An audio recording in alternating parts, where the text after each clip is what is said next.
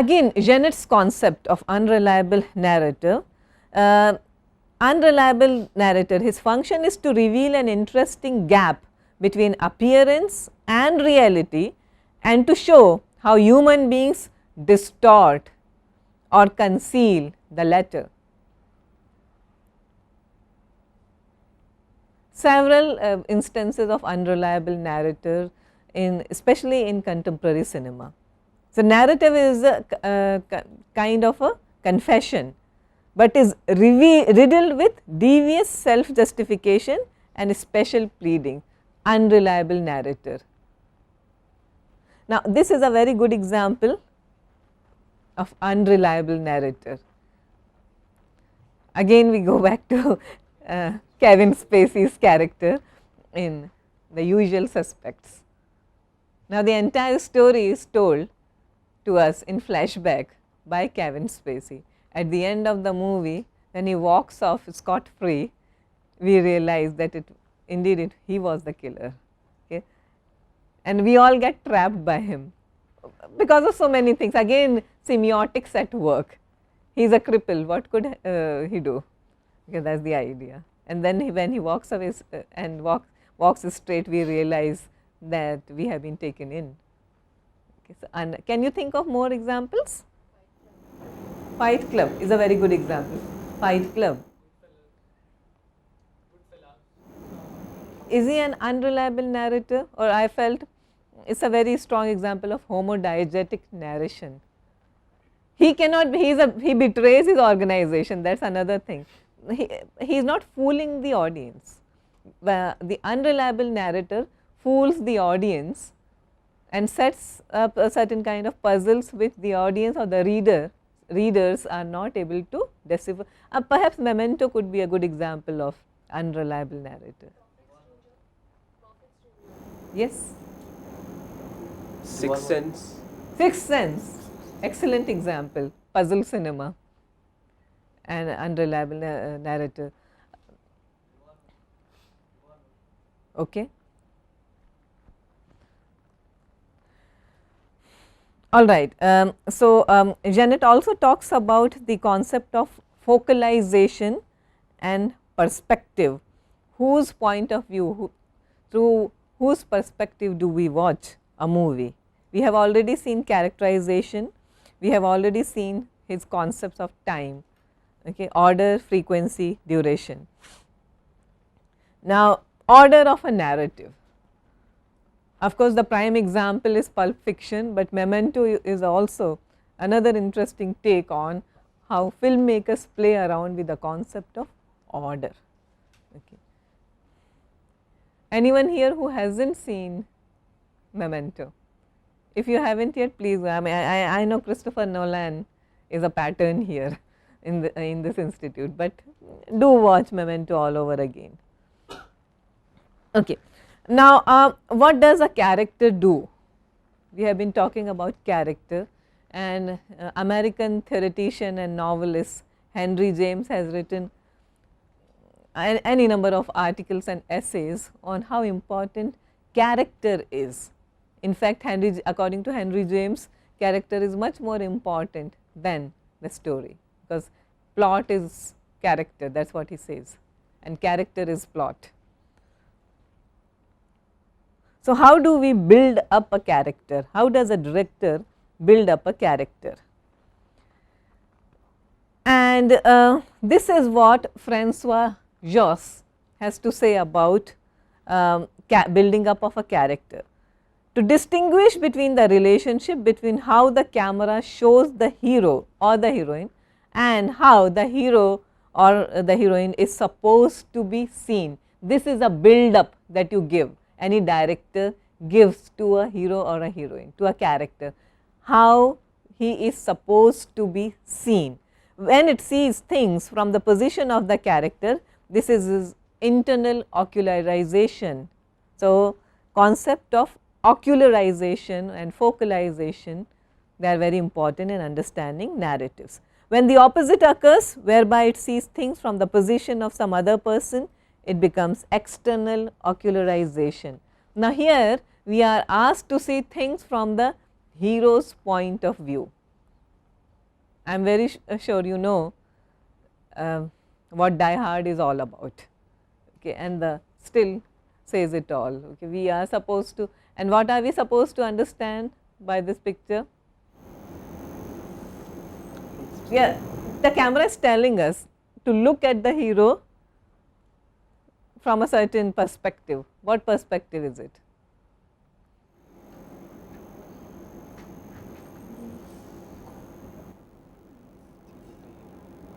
What is he wearing? What's his hair like? What's the look in his eye? What is he carrying with him? So, what kind of a hero is he? He's a one man army. Okay, he is a one man army, and most heroes are supposed to be one man army.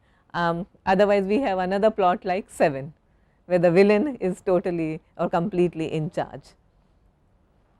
Okay. So, again a movie like, and this is just an example why Die Hard is such an interesting study of character. Plot too, and it is a highly entertaining movie, but character, it plays on the idea of the Lone Ranger, all American hero, and that is what that still tells us. He is a lone hero. Okay, again. No, I am not talking about a specific Lone Ranger, hero as a Lone Ranger, you know, someone, for example, John Wayne, most of the time, you know, he may have a supporter, but it is not that important. After all, he is a one man army. Hero is basically a loner, and the story unfolds through his point of view. His masculinity is always foregrounded, and if you look at this still, you will understand that he is an out and out macho, all powerful hero. So, it is not, yesterday we were talking about Kevin Spacey and his ambiguous masculinity, sexuality. I wanted to play husband, but could not. Here you have no such dilemmas. Okay, let me take you back to Aristotle and his Poetics, 4th century BC text, where he says that a plot or a narrative is a whole that has a beginning, middle and end. I am sure all of us here are familiar with this.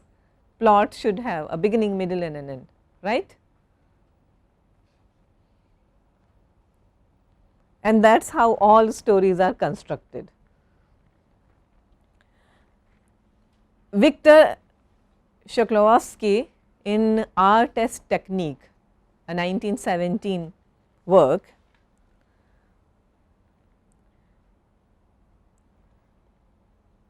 says that a story or a narrative can tell you about events in two different ways. One could be a very straightforward and a very literal representation, for example, which is called, in other words, denotation, a literal representation.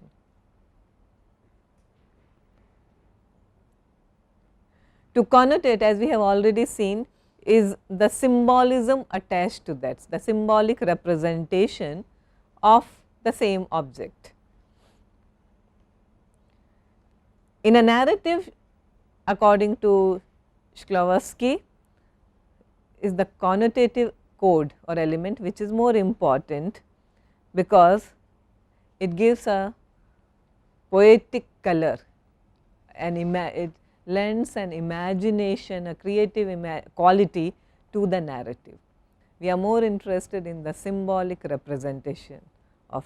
So, that is what he says, and this is the concept that I have been talking about, defamiliarization.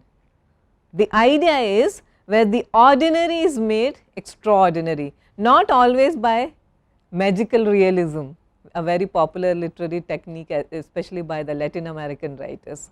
That we are not talking about magic happening here, ordinary becoming extraordinary, but it is the perspective that lends that touch, where ordinary is made to look extraordinary. The notion of seeing things through new eyes. So, we have a movie like Lost in Translation. Have you watched the movie? How many of you do not know Lost in Translation? Do not know? Please watch the movie. Bill Murray's, directed by Sofia Coppola, Francis Coppola's daughter.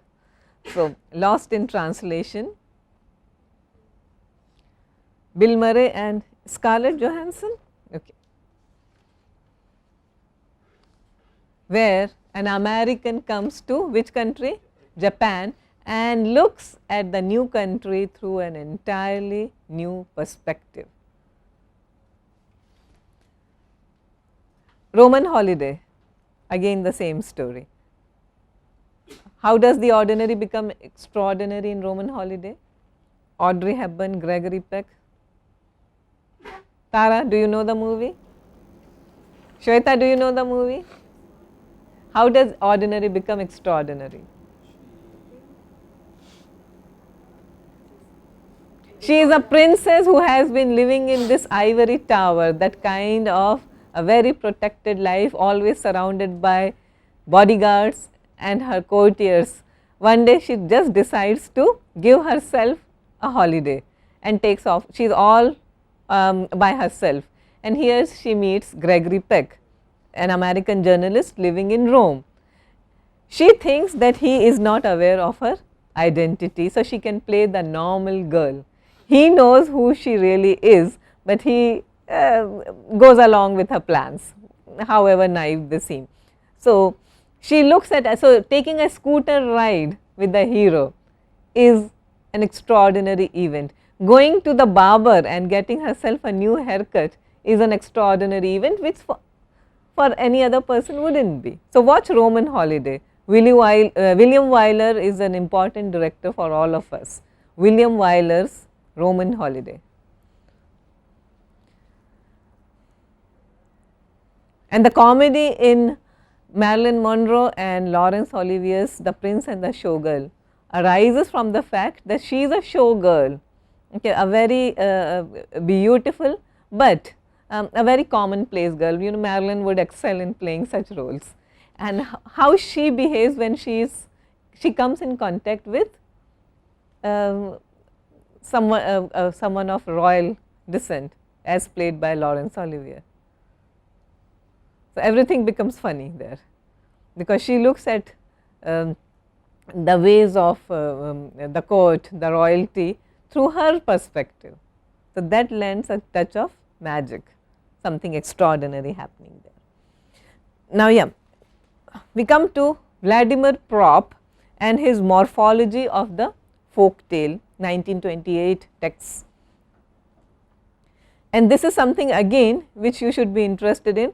These are the characters he categorizes as. You have a villain, every story has a villain.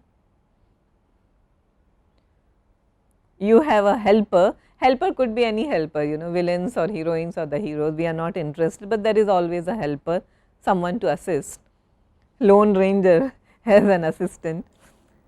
A donor or a magician, someone who has a capacity, to change, to bring magic to the proceedings. Invariably a female in distress.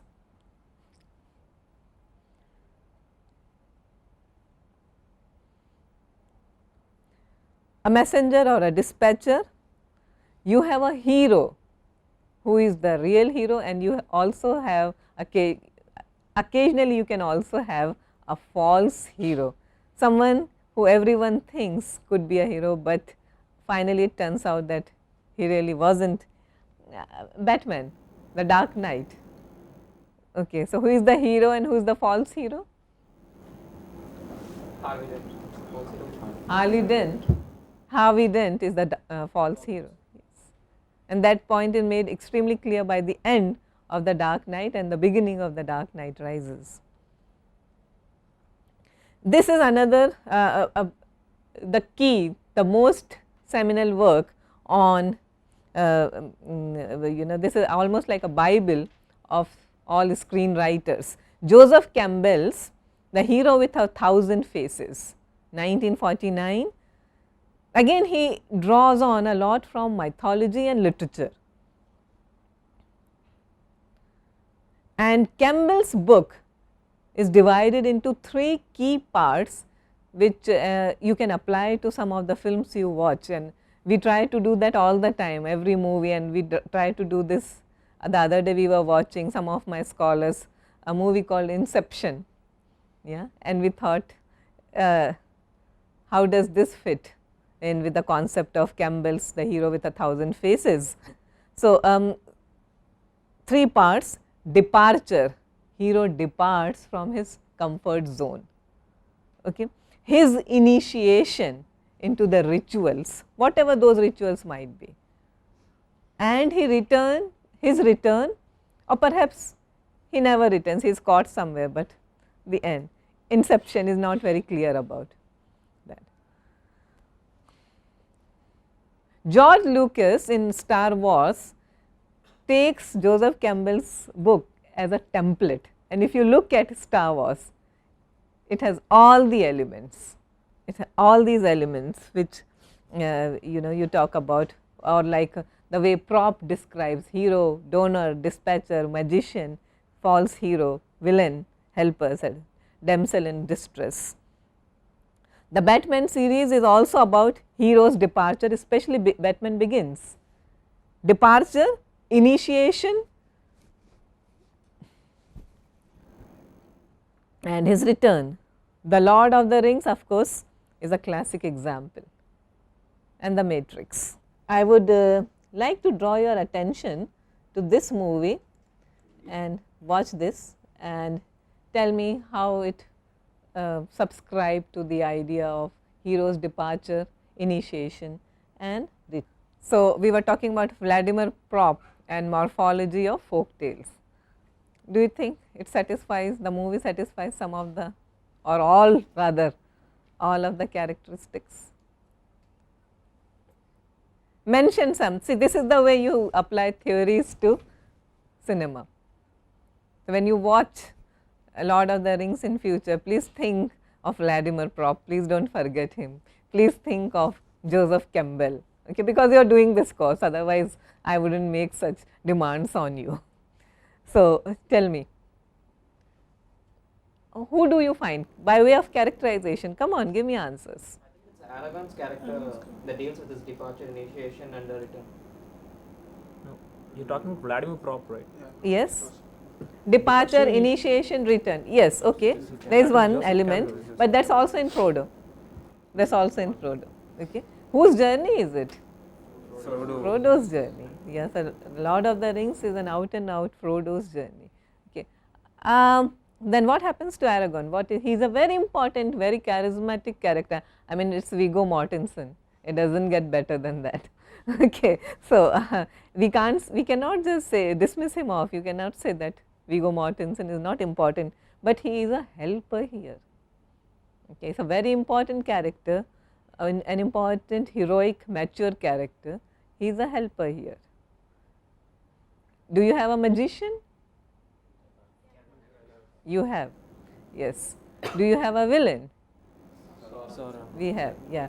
We also have an anti-hero kind of a character. Yeah, yes. Okay. So, Lord of the Rings is again completely dependent on Joseph Campbell and Vladimir Propp's template. Coming of age movie. Absolutely. See, all these hero movies, especially movies which deal with the journey of a hero and his spiritual awakening, his salvation, life lessons learned. Remember that sentence, you know, remember that term, life lessons learned at the end of the journey. When it happens, it is always a Bildungsroman, hero's journey, coming of age movie. Okay, so something has been learned.